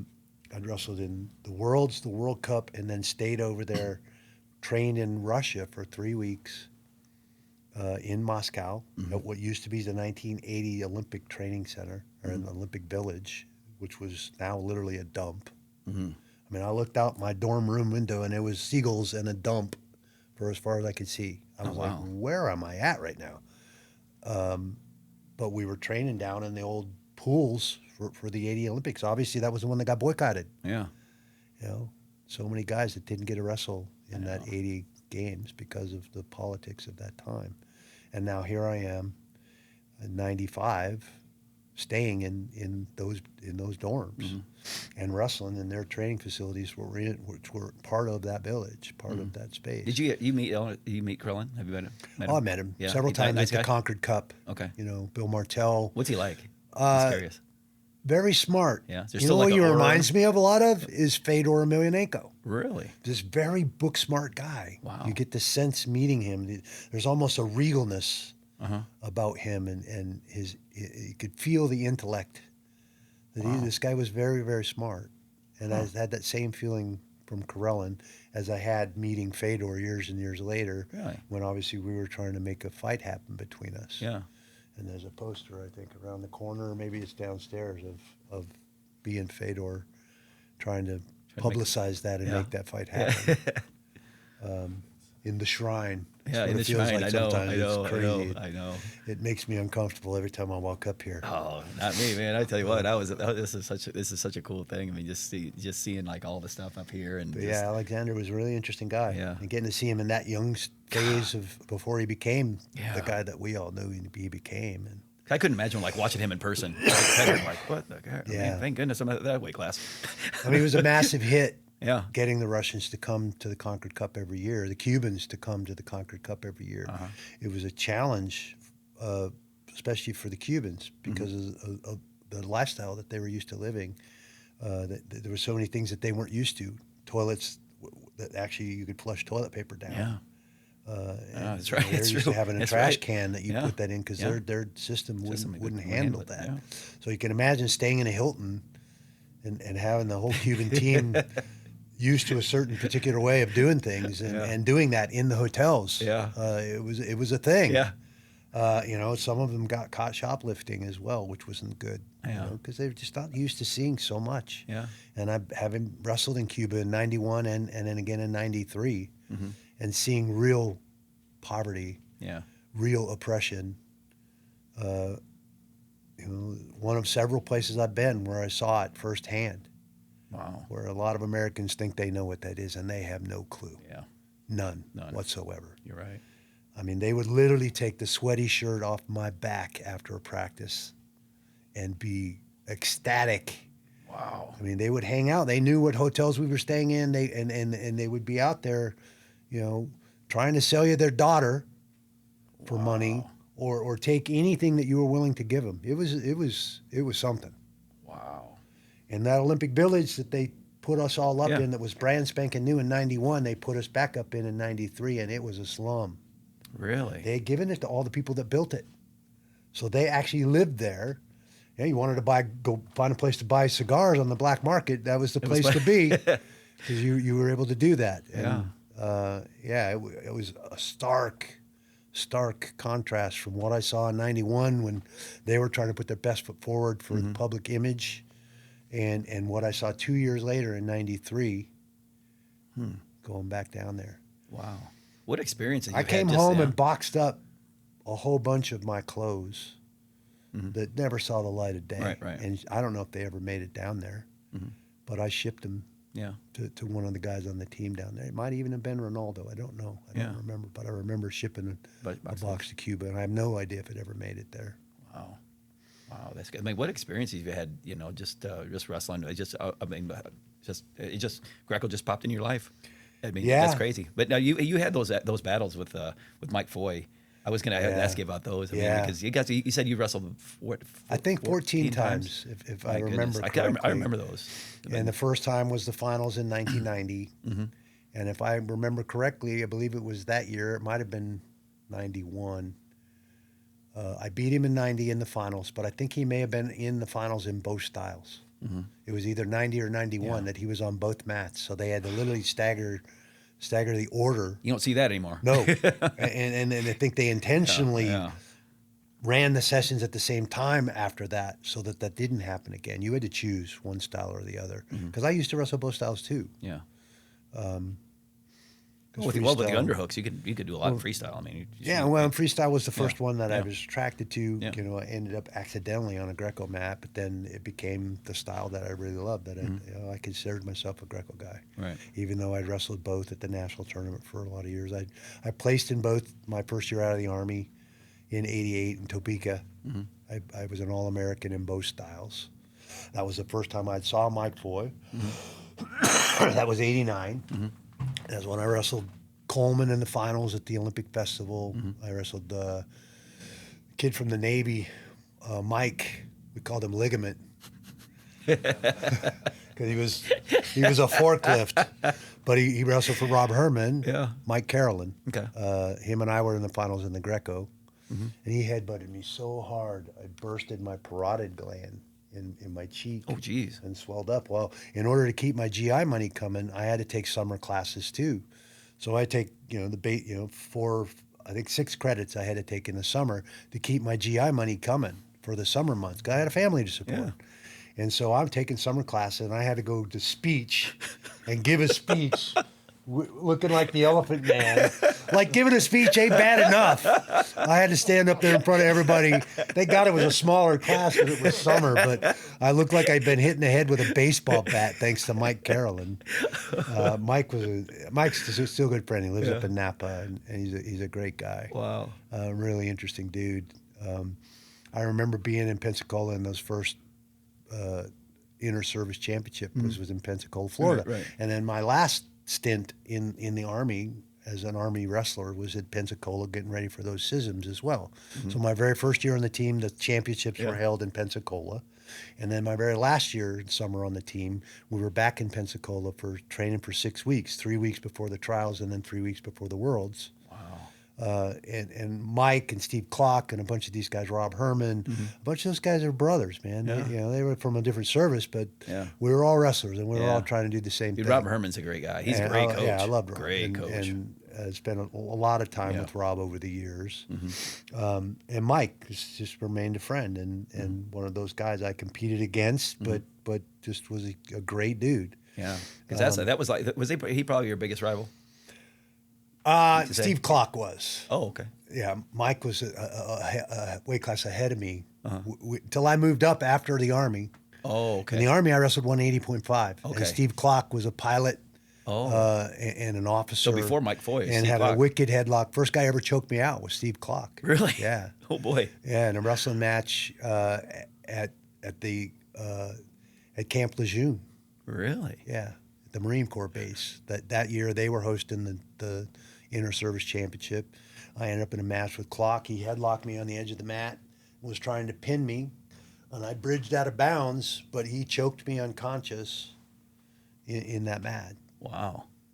In that match. That was the first and only time I'd ever been choked out at that point. No kidding. I had more of that later down Yeah. the road. So like I said, you're talking about that, like I said, we're all over this conversation. I love it. It's awesome. This kind of way I live my life. I'm all over. But anyway, so when you were doing the whole the service stuff, I can just imagine like what the training in the facility, the training facility was there like. Was it just I imagine like this, like an army barrack, and there's a wrestling mat in there. You guys just scrapping literally in the middle of just a field. Yeah, Is that what it was? all of our military bases have pretty good gyms. Oh, okay. Because All right. physical Okay. fitness is Okay. a huge piece Yeah, of being a of course. soldier. Yeah, of course. So their gym facilities and those facilities actually were pretty dang good. Oh, okay. State of the art for the most part. The barracks were questionable, and certainly the barracks they put you in a Marine Corps base were a little bit different than the barracks you were going to see at the Air Force Base. Yeah. And the Army was somewhere in between those two, and the Navy was pretty good. They put us in a BOQ, which is an officer's quarters. They were like apartments and pretty nice. Both the times I was in Pensacola, the living quarters were pretty good. Wow. Air Force was generally the highest standard of the service, and the Marines was generally the lowest standard. I mean, those guys are, they're savages. Yeah, they are. That's their mission: be first on that beach and to endure and the suffering and all. I mean, that's the Marine Corps mindset. And that's why they were such damn good wrestlers. Yeah. Because they embraced the suck. Yeah. On a regular basis. That's right. And we learned a lot from a lot of those guys. Greg Gibson, I'll never forget that. God, 2000 trials. Man, I'm glad you brought him up. 'Cause that's I ended up wrestling awesome. Lowney. Yeah. Lowney had already beat him, and I beat him, and he retired that day. And now I'm in the finals against Lowney, and Lowney had beat and he retired. I just get beat by Lowney 3-2. He makes the team. I don't make the team, and I retire. And I'm walking by and say, "Got to watch those young ones." That was Gibson's comment to me as I walked past him. He was such a character, and what an amazing specimen. I think one of the few guys to win medals in Sambo, Greco, and freestyle at the world level. Oh, wow. He did. Greg Gibson did. Sambo also. Yep. Wow. Well, so explain to listeners about Sambo, because you probably know a little bit about Sambo. Sambo, I wrestled Sambo my first year on the Army team. Oh, you did? Yeah. It was a pretty big national tournament, and the Army loved it. We'd gone I a don't know few much years about in the Sambo, past. so I'm curious. It's a Russian style of martial art. It's very akin to wrestling and judo. You wear a gi top and a singlet underneath that with wrestling type leather wrestling shoes. Oh. The Sambo shoes are a little bit different. They don't have the rubber sole because leg locks and ankle locks are a bigger thing in Sambo. Submissions are allowed. Jacket chokes, arm bars, choke holds, leg locks. Sambo grapplers are known for their leg locking ability. Wow. Knee bars, ankle locks, all that sort of thing. So they wear these very flexible leather wrestling shoes in Sambo. So that you can get out of some of those leg lock holds. Wow. I later had to learn to wrestle barefoot and grapple barefoot because Jits guys didn't wear shoes at all because they give you a handle. Right. And when you start trying to transition from wrestling to fighting and you recognize all these guys are barefoot now, shooting that low single or some of those shots where you get that grip off that shoe, off that sock. Yeah. They don't have that. have Now that, they got a sweaty, hairy leg. And it slides out of things a lot easier. It's the truth. So you learn to get, develop this dexterity in your feet and in your hands that you didn't have otherwise. And wearing a shoe was a hindrance to that. There was upside of that was grip and not getting those mat burns on the tops of your toes. But the downside was now somebody's got a handle. That brings me to the James Toney fight in Boston in 08. And the first big boxer, 6-time world champion boxing that decides he wants to fight in MMA. And I think they're originally going to have Chuck Liddell fight him. And Chuck is a very good wrestler. Wrestled at Cal Poly, very good collegiate wrestler, but he uses his wrestling defensively. Yeah. And I think the powers that be started scratching their head like, damn, Chuck might actually try to stand and box with James Toney. That is a very bad idea. Yeah. And so they ended up calling me and asking me if I wanted that fight. And of course I said, would love that fight. That'd be great. And they knew I wasn't going to stand around in front of James Toney. I'm going to figure out how to take him down and put him on his back. And it was an MMA engagement, not a boxing engagement. Yeah. How much MMA in the 4 months he had leading into that fight was he going to really be able to learn? That was the question. And that was the wild ass guess, to be honest. How diligent was he going to be? And I know he had to lose a bunch of weight on top of that because he was pretty out of shape by that stage of his career. But I took his boxing seriously. Oh yeah, you have to. And I thought, well, if he's watching my style, he knows I'm going to come out and try and set him up and take him down. I'm not dumb enough. I may try to get to the clinch with him and take him down from the clinch, but makes a lot more sense to not move into that range of exchanges with this guy who had a shoulder roll left hook as good as anybody in the business, and find a way to take him down. So he might be trying to time an uppercut or time a knee, and he knows I'm going to shoot. So I thought, damn, my man was a cowboy. I have a low single. I used it a lot in college. Let's dust off the old low single. Yeah. And I started training in training camp to shoot that, set him up, get him to step towards me and hit that low single on that lead leg. Yeah. And take him down that way. No way he's going to catch me with an uppercut or a knee if I go that low. That's true. And against grapplers, every one of them would step right out of that, and I'd be laying down there on my belly looking up at him like, oh, shit. Yeah. This ain't good. And I started to question whether that technique was going to work. Any pure striker that I trained with, I'd hit it every single time, and they didn't know how to counter it, how to step out of it, how to deal with it at all. And I would get the takedown. So I had this little bit of a quandary through that camp. I was like, shit, is this really going to work? Or am I going to be laying on the mat looking up at James Toney going, oh, fuck. That was a concern. Yeah. And then a pretty big concern. And Neil, my coach, Neil Melanson, was like, no, look, this is going to, trust me, man, this is going to work. And we kept it in and this was going to be first engagement. Pressure him a little bit, get him to come to me, make him step, just like John Smith did in every wrestling match he ever did. Took that half step back to get that guy to step forward with that lead leg, and he was on that thing like a rat on a Cheeto. Yep.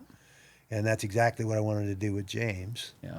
And so I bided my time, set him up, and in about 45 seconds got him to take that step and hit that low single, and he fell right to his back and let me climb right to the mount. Yeah. And the fight was over. Yeah. Yeah. Everybody was like, why didn't you pound on him some more after all that shit he talked? And I'm like, he gave me the arm triangle. Right. But I took him seriously for sure, and it was apparent in about 45 seconds that he hadn't done much homework. He hadn't put himself in the ground at all. He hadn't embraced the idea that potentially I was going to be able to take him down, and he was going to have to survive that moment. He hadn't prepared for that at all. Yeah, with John Smith low single. Yeah, I just interviewed Jamil Kelly. Well, he yesterday. came out wearing those neoprene socks. Yeah. James came out wearing those neoprene socks. So if you're watching the lead into that fight, I came in first because I was the former champ. He was the challenger, so he came in second, and he comes walking out with those black neoprene ankle boots on. Yeah. And I got the biggest smile on my face because I knew damn well, you gave me something to hang on to. I mean, it was obvious, and I knew it was going to work. In that moment. Yeah, because I remember that fight. It was like, because he was right. He was talking a lot of shit, and I was like, man, I don't think he knows. This is like, just somebody that's been wrestling for your whole life, like you've been doing. Good for him to have the gumption and the confidence to step in at that level. Yeah. And want to do it and want to put his boxing credentials in the boxing world online. And I was honored to get the call and be able to step up and put MMA online, because that had been a debate since I started the sport. Why do these guys make all this money? And why are you guys struggling to survive, basically? And it's apples and oranges in many, many ways. And we could talk about the structure of the sport and the flaw in the sport, but that's a whole different conversation. But you mentioned earlier that, I mean, you're very fortunate at just how the pieces all fell together, just being such a strong Greco background, because you said that really that's the style for MMA. Because of the fighting posture, the upright posture of striking for both kickboxing and boxing, which is the foundation for everybody that walks up in that cage. And then obviously figuring out the submission skills, the ground fighting. Wrestling inverted is jiu-jitsu. Judo, newasa, and fighting on the ground, there's a lot of similarities between what judo players do, but that's not in the sport of judo. That's not, that part of the sport isn't accentuated. They want to see the big exciting throws, so they don't spend a whole lot of time doing the submissions and the things on the ground, the ippons that you hold a person on their back for 30 seconds, you get a fall in judo. Most people didn't even know that happens. Because that's not a part of judo that they emphasize, because they want to see the exciting throws and the ippons where you throw a guy directly to his back, a la Greco, without the gi. Wow. And so you saw guys like, Ronda Rousey and Caro Parisian, who had that judo background, those good trips and those good submissions, the kimuras and the different kind of submissions rather, that were very, very similar to what jiu-jitsu practitioners do from their back. Wow. And this is kind of how the martial arts all interweave in this hybrid sport now that has become MMA and has become a professional outlet for wrestlers. Yeah. I mean, you look at just about every promotion in the sport, and the guys that are sitting in belts have a very, very strong wrestling credential and background. Yeah. And it's been that way for quite a while now. Yeah, for sure. So, for sure. Lo and behold, Greco, because of the upright posture and now the barrier where I can trap a guy against this fence. Yeah. And now I'm not going to get dinged for grabbing his legs or touching his legs. It was a lot. I mean, there was so many different ways to implement Greco and Greco situations into, and that Greco mentality. Freestyle, we stand out here and you get a rest and catch your breath a little bit. Greco, you are chest to chest pummeling the entire time. It's a completely different kind of conditioning. And freestyle guys like, God, what did you just do to my neck? Because we're constantly hammering and digging and chest to chest, body on body. It's a whole different mentality. And you translate that mentality to fighting. When I get you in that range where I get my hands on you and make you pummel with me and attach myself to you and you can't get me off, you've got a real problem. That's true. Yeah. And then I can take you down and touch your legs on top of that. I'm like a kid in a candy store. Nobody's going to call me for that? All right. I love it. No leg fouls there. Yeah. Well, man. So, God, me, Dan, Matt. Yeah. Chael, we had solid Yeah. Greco-Roman backgrounds. Yeah, for sure. Now, And you saw some early freestyle guys, Kenny Monday, Yeah. Kevin Jackson, get Roy into, Alger. some, Yeah, get Royce, into yeah. some big matches with that freestyle credentials and the freestyle background. And it was a much bigger struggle for them because they were used to shooting in, and that's one of the first things you learn as a wrestler. If I shoot in, I'm exposing my neck. I'm risking a lot.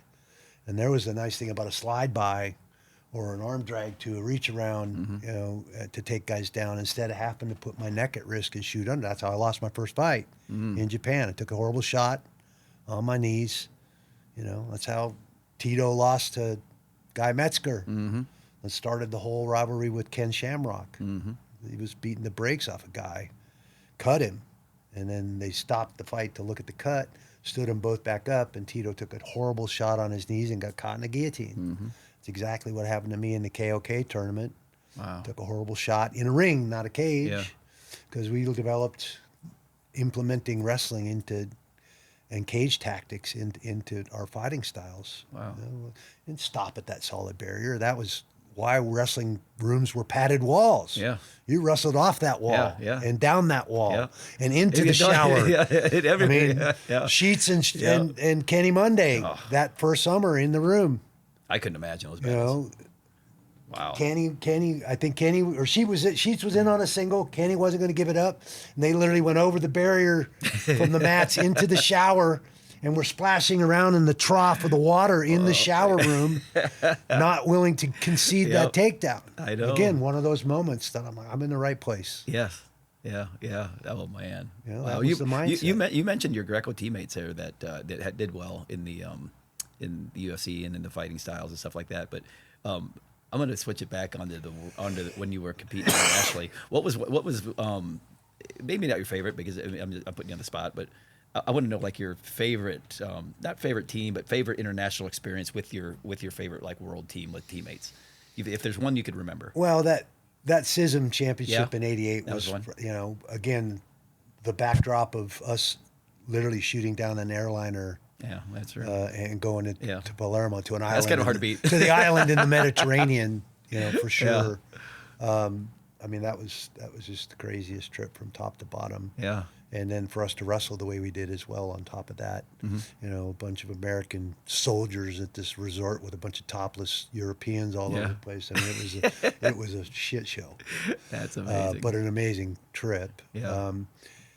That first trip to Europe, I mean, was a huge eye opener for me. I got my butt kicked, but saw the training facilities in a bunch of these other places. Saw these little kids executing technique and tactics that I had no idea what they just did.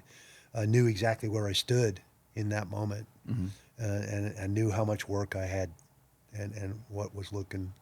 If I had the genuine aspiration of being on the top of that podium at the Worlds or the Olympics, I had a lot of work to do, and not a lot of time to do it. Yeah. I was already in the fire, at a high level. Who was your main Greco training partners back then? Like, say, if you had to go tighten things up. I mean, Brad Anderson Okay. was an alternate on Olympic teams, and then went on and did very, very well in judo. He ended up marrying Joanne Queering, who was on the '88 Olympic judo team. Oh, no kidding. He was a 110-pounder, and they're still married to this day, and he's one of my best friends. That's awesome. And he kicked my ass. And then Derek Waldrop Okay, yeah, I remember that. joined that team. My second year on the team was Derek's first year on the team at West Point that year. And that's the first year I met Brad the year before at Fort Dix, New Jersey. That was my first year on the team. Brad was on that team. But he was also stationed at West Point and in the sports department with Floyd. Wow. And so now we're in Brad's hometown, and I actually got to go home to New Jersey with Brad and got to know Brad on a lot better basis that season, my second season on the team. Tony Thomas, who was an alternate on the '84 team for the Army. Mike Collins was an alternate in Greco on the '84 team. Coach Hauk became my host. Kozlowski became one of my coaches. That's right. These are guys at the national team level that Hauk, Frazier, Kozlowski, those three guys especially at the Greco level had achieved. I was there in Spain when Kozlowski won his medal. And, Wow. And then became the coach after that. Yeah. Hauk was that first world champ I was aware of that led me to set that goal. So I want to be a world champ in this style because nobody does this. Right.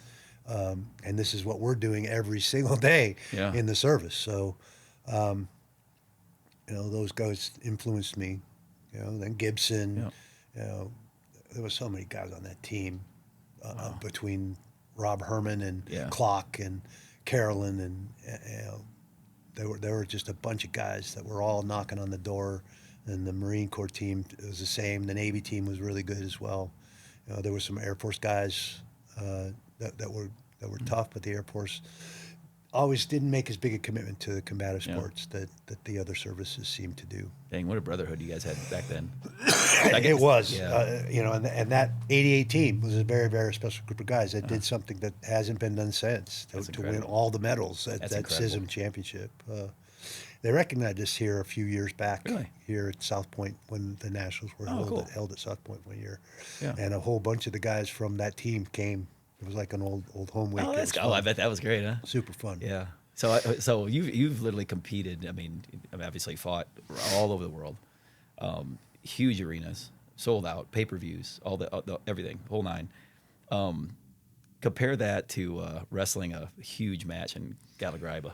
Yeah, or Hawkeye, or Carver Arena. Yeah, those two, or Penn State, the old Penn State old arena. Penn State, was the old wooden bleachers that came right down to the edge of the mat. Yeah. I'll never forget my junior year. I think Kraft was a freshman, and he was a blue chipper, and I think I was the number 1 ranked guy at the time, and that was a big match. Yeah. That was my first time being at State College, and wrestling up there.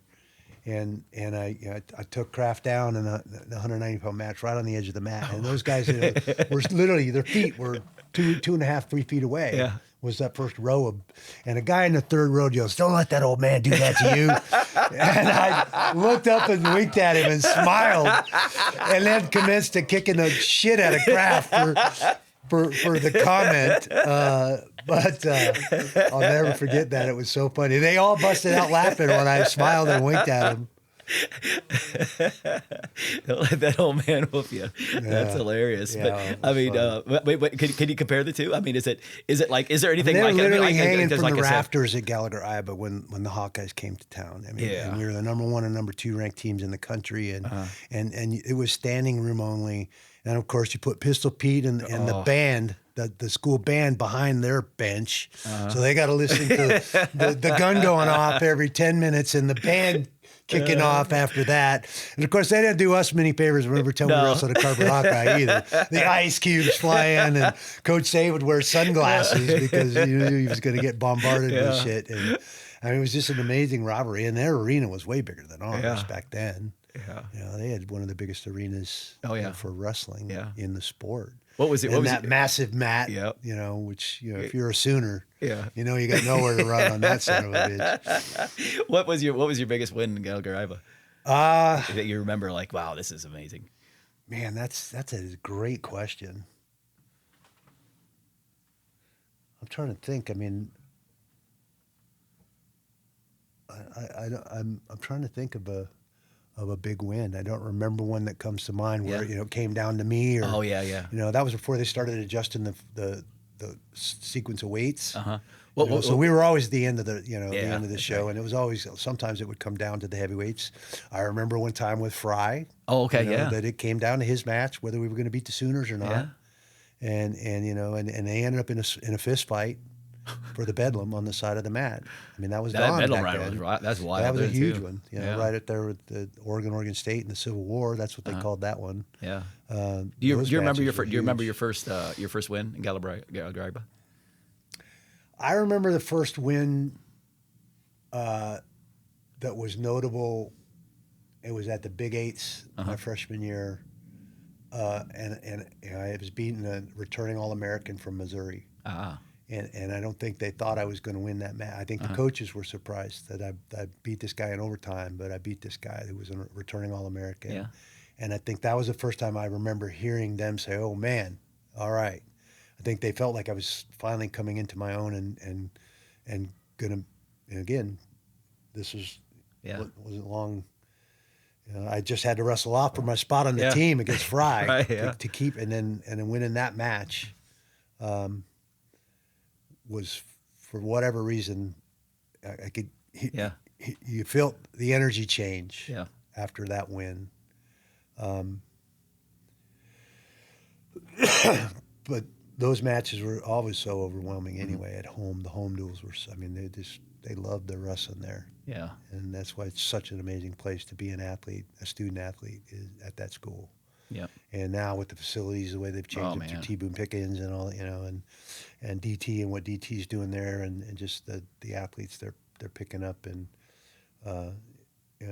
it's getting very, very interesting now for the first time in a while. Absolutely. You still pay attention to college wrestling quite a bit?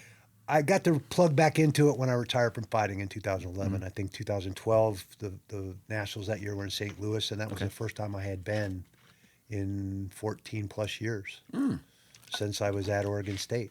Yeah, I literally had to just detach from wrestling 100% and focus on MMA. Even though the first 3 years of my fight career I was doing both. I was still wrestling for the national team in Greco, and trying to make that 2000 Olympic team. Mm-hmm. I let college wrestling go completely. Mm-hmm. I had a little bit of a salty taste in my mouth because Coach Wells didn't like fighting. I had to, obviously he was my boss. Mm-hmm. and then the athletic director above him. And that first fight came along, UFC 13. I was already going to Puerto Rico to wrestle, and so I just literally had got out of the plane in Atlanta on the way back instead of coming all the way back to Oregon. I wasn't missing anything. It was the middle, it was spring. Our season was pretty much over. Most of the guys were getting ready to wind down that semester and go back to their hometowns. And so I was able to focus on my international wrestling, which is why I got the job as the assistant coach in the first place, because I was still competing. So I was going to be on the mat wrestling with Chad Renner and Les Gutches and Chad Flack and all those guys. Reynold Gardner, Rulon's brother, was our heavyweight. Oh, wow. You know, that's how I knew the Gardner family was from Reynold Gardner, not Rulon. And the sisters were the ones in the family you wanted to watch out for. They were the ones that... Really? Yeah, he had a big family. Wow. And his sisters were... Tough, huh? They didn't take no shit from anybody. They're who made those two boys so tough, for sure. Oh, boy. Wow. But, yeah, it was, you know...